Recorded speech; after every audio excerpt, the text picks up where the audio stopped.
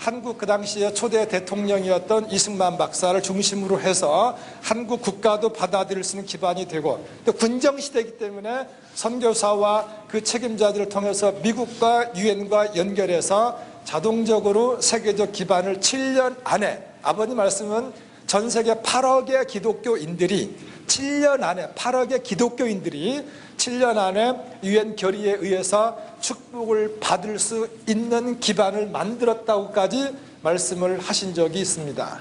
이런 기반을 세워놓고 하나님은 이 땅에 메시아를 보내시게 되는데, 여기까지만 하고요. 그 다음에 이러한 그 기반 위에서 아버님이 이 땅에 태어나시게 됐는데, 두 번째는 뭐냐면 혈통과 관련된 것입니다.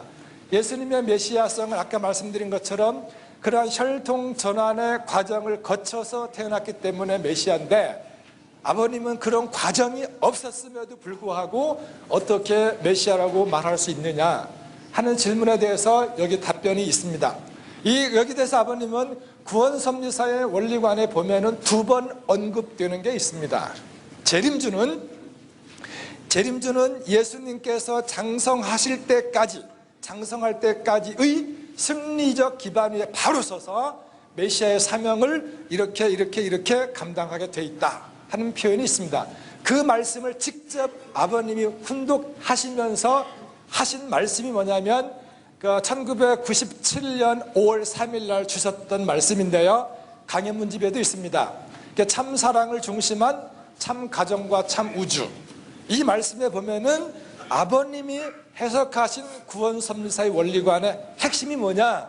그 핵심은 구원섭리사의 원리관에서는 1차 아담, 2차 아담, 3차 아담을 소개하는데, 1차 아담인 타락한 아담과 2차 아담인 예수님과 3차 아담인 아버님의 공통점과 차이점이 무엇이냐 하는 것을 설명해 주는 것이 목적이라고 말씀을 하셨습니다. 그러나 공통점이 뭐냐? 공통점은 사명이 같은 겁니다. 공통점이 뭐라고요? 사명이 같아요. 사명이 뭐냐?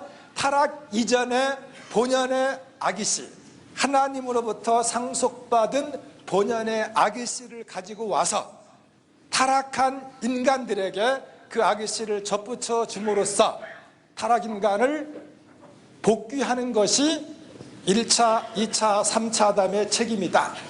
그래서 사명을 중심 삼고 볼 때 공통점이 있고요, 차이점이 뭐가 있느냐? 차이점은 사람이 다르다. 그러니까 1차 아담과 2차 아담이 다른 것처럼 3차 아담도 다른 사람으로 온다. 다시 말하면 사명을 중심 삼고 보면은 타락 이전의 1차 아담과 그 다음에 예수님과 아버님은 같은 분이다 하는 것입니다. 그래서 아버님은 예수님의 생애를 아버님이 기억하실 때마다 당신의 아픔으로, 당신의 안타까움으로 느끼는 모습을 여러 번 본 적이 있습니다. 2004년 3월 23일 날 미국 그 상원의원 회관에서 그 평화의왕 대관식이 끝나고 아버님은 더 패션 오브 더 크라이스트 그 영화를 보셨습니다. 그 영화를 보시고 나서 소감을 말씀하시는데, 이건 뭐 들을 수가 없을 정도의 상황이었어요. 틀림없이 유대인들이, 틀림없이 이스라엘 백성들이 예수를 죽였다. 그리고 그 말씀은 유대교 최고 지도자들 앞에서도 뭐 정명당당하게 죽였다는 말씀을 하신 적도 있습니다. 그때의 그 표현을 보면은 당신의 고통을 똑같이 여기면서 말씀하시는 모습을 여러 번 본 적이 있었습니다. 그래서 사명을 중심 삼고는 1차 아담이나 2차 아담이나 3차 아담이나 똑같다. 그런데 사람이 다르다 하는 말씀까지만 우선 드리고요. 그 다음에 그래서 재림주는 그 당시 말씀 속에서, 그래서 재림주는 이 땅에 오실 때 어떻게 태어나시느냐? 태어나실 때부터 타락과 무관하게, 평화의 준 혈통의 주인의 보더라도 나옵니다만, 태어나실 때부터 타락과 무관한 본연의 하나님의 아기씨로 태어나신다. 아침에 오전에 우리 이완 목사님이 오셨었는데 2009년 7월 9일 날입니다. 천정궁에서 훈독회 하실 때 아버님이 갑자기 이완 목사 부르시더니, 이 목사도 한때는 이 목사나 선생님이나 아버님이나 아버님과 이 목사가 똑같이 타락의 핏줄을 이어받아 태어났기 때문에 별 차이가 없다고 생각한 적 있지? 라고 질문을 하시면서 해답이 뭐냐? 아니라고. 이 목사와 나는 근본이 다르다. 태어날 때부터 근본이 다르다는 말씀을 강조하신 적이 있었습니다. 그러니까 아버님은 1차, 2차 아담이 타락 이전의 인간으로 태어나신 것처럼 아버님도 태어나는 순간부터, 아니 임신의 순간부터 사탄의 참수 없이 착지된 타락 이전의 본연의 인간으로 태어나신다 하는 것입니다. 이 말씀이 뭐냐면 평화의 주인 혈통의 주인에도 똑같이 나오는데, 예수님이 이 땅에 태어난 기준이 있기 때문에 그 타락과 무관한 본연의 아기씨는 하나님이 가지고 계시다가 지상에서 기반만 세워지면 어느 때라도 보낼 수 있다라고 하는 것입니다. 그래서 지상에서 환경만 조성되면 언제라도 하나님은 메시아를 보낼 수 있다. 그 결과로 아까도 말씀드린 것처럼 혈통 전환의 과정은 마리아로 끝났다. 재림주에게는 그 공식이 적용되지 않는다. 1996년 7월 26일 이스가든에서 하셨던 말씀이 됩니다. 이건 어느 해석도 아니고 직설 화법으로 하셨던 아버님 말씀이었다는 것입니다. 그래서 우리가 이 원칙을 가지고 아버님의 탄생을 조금 더 고민해 볼 필요가 있습니다. 그런데 2006년 1월 초입니다. 효진님이 장자인 신길님을 영계를 보내시고 조금 괴로워하실 때 우리 통일교 최고 선배 중에 한 분이 효진님을 찾아왔습니다. 그리고 와서 하시는 말씀이 뭐냐면은, 효진님, 저를 비롯한 많은 36가정 선배들이 지금까지 신앙생활을 잘못해 왔습니다. 그게 무슨 소리입니까? 그랬더니 지금까지 저희들은 아버님의 메시아성을 탄생으로 보지 아니하고 16세 소명으로 보았습니다. 16세 소명으로부터 아버님의 메시아성을 이해하다 보니까 아버님의 메시아성을 상대화시켜 버렸습니다.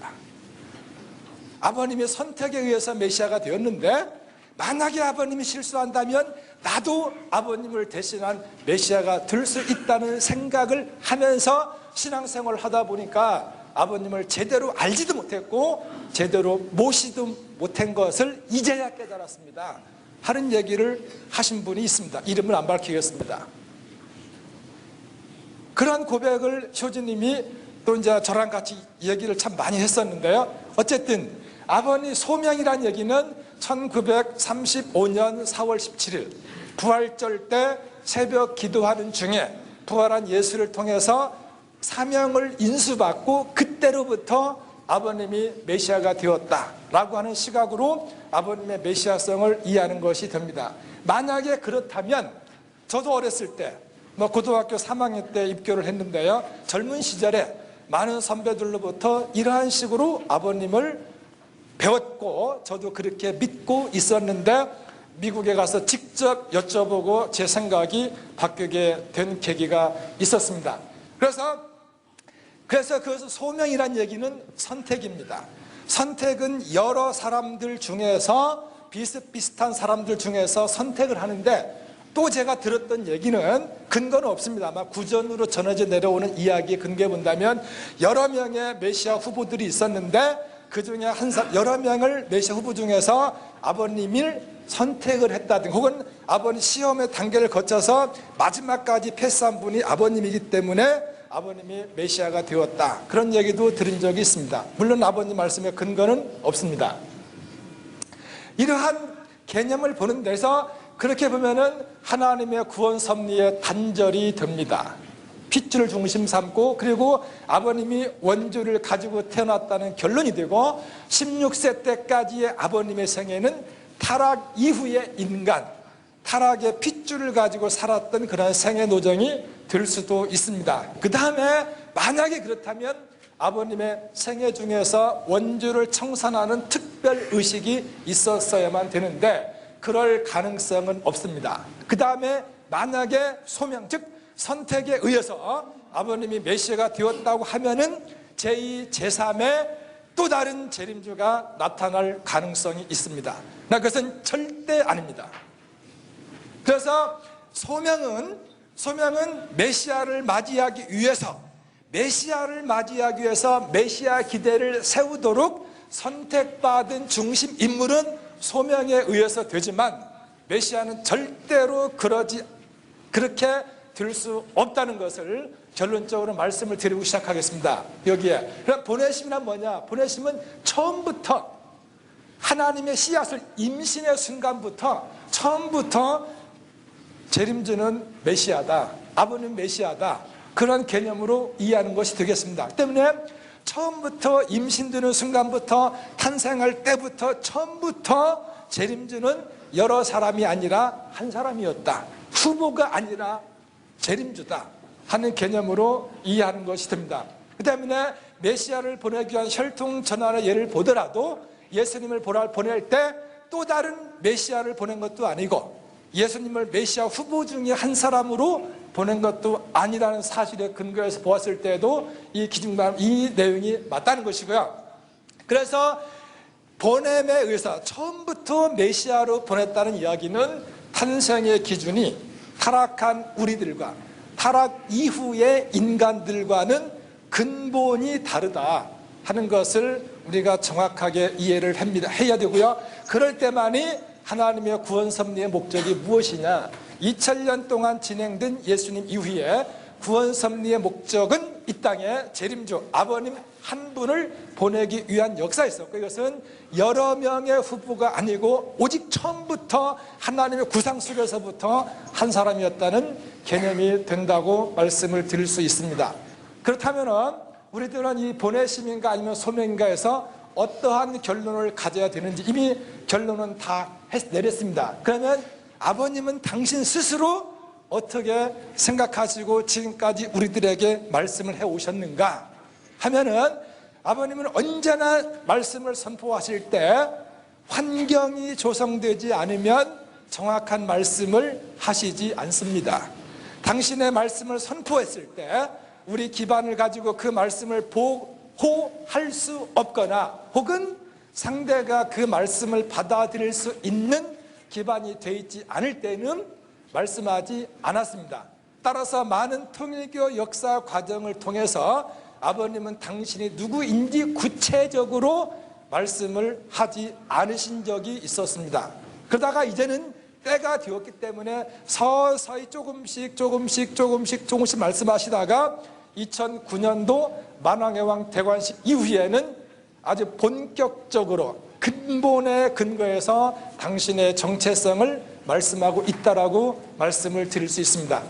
그래서 90년대 말씀까지만 보더라도 아버님은 내가 태어난 기준은 축복 2세들이 태어난 기준보다 높다. 나는 근본적으로 너희들과는 태어날 때 종자가 다르다. 그 다음에는 뭡니까? 태어날 때부터 타락의 어떠한 요소나 흔적도 없었다. 그 다음에 그런데도 불구하고 그렇게 태어날 때부터 타락과 전혀 무관한 모습으로 태어나신 것을 강조합니다. 그런데도 불구하고 2004년 1월 1, 2, 3 그때 말씀을 보면은 나도 타락의 혈통을 통해서 태어났다. 그래서 충모님을 두고 하는 말씀이 됩니다. 이 말이 무슨 의미인지 갈라디아서 4장 4절에서 6절을 보면은 예수님의 탄생과 메시아 되심을 사도 바울이 증거하는 내용입니다. 때가 참해. 때가 찼다는 얘기는 메시아를 보낼 수 있는 메시아 기대가 조성되었기 때문에, 즉 환경 창조를 의미하는 근데 그때에 하나님이 아들을 보냈다. 선택이 아닙니다. 처음부터 하나님이 한 아들을 보냈고, 근데 그 아들을 보냈는데 여자에게서 나게 하셨다. 여자를 통해서. 그런데 그 여자는 율법 아래 있는 여자, 즉 율법 아래 구약성서 안에 있는 여자를 통해서, 율법 아래 있는 그 여자에게 나게 하시고 율법 아래 나게 하신 것은 율법 아래 있는 자들을 속량하시고 아들의 명분을 얻게 하려 하시는 말씀에 근거해서 우리가 이해할 때 아버님이 그렇게 처음부터 하나님의 아들로 이 땅에 오셨지만 타락의 혈통을 통해서 태어나신 것은 타락의 혈통을 가진 타락 이후의 인간들을 구원하시기 위함이었다 하는 것으로 정리할 수가 있습니다. 그래서 결론적으로 이미 다 얘기했지만 보내심인가 소명인가, 아버님의 메시아 되심이 어떤 것에 근거해서 우리가 정확하게 알아야 되는지 아버님 말씀에 근거해서 본다면 절대로 선택에 의해서, 소명에 의해서 메시아가 결정되는 것이 아니다. 세상의 부모도 그렇게 결정할 수 없는데 메시아를 보낼 때 선택에 의해서, 소명에 의해서, 여기 절대로 아닙니다. 그럼에도 불구하고 아버님은 선택에 의해서 메시아가 되었다, 소명에 의해서 메시아가 되었다라고 믿거나 말하는 사람들은 단언컨대 개인적인 다른 생각이 있어서 그렇다라고 밖에는 말할 수가 없을 것입니다. 그래서 이제부터는 절대로 아버님의 메시아성은 소명이 아니라 처음부터 보내십니다. 정확하게 우리가 정리를 하고 넘어가야지 아버님의 생애를 확실하게 이해할 수 있을 것입니다. 그래서 이제부터라도 새롭게 우리가 알아야 됩니다. 믿는 것이 아니라, 이것은 사실이기 때문에 믿음의 영역이 아닙니다. 믿음 다음 단계는 아는 거예요. 믿음의 목적은 아는 건데 알면은 믿을 필요가 없습니다. 알면 행동만 하면 돼요. 그러니까 처음부터 아버님은 선택에 의해서가 아니라 보내심에 의해서 메시아가 되신 분이고 메시아로 이 땅에 오신 분이다 하는 것을 정확히 아는 데에서부터 우리의 사명이, 우리의 정체성이 확실해질 수 있을 것입니다. 그렇다면은 이 탄생을 위한 기반들이 뭐가 있었는지 이미 충무님의 그 황룡 잉태에 대한 말씀은 이미 드렸습니다. 이 지구상에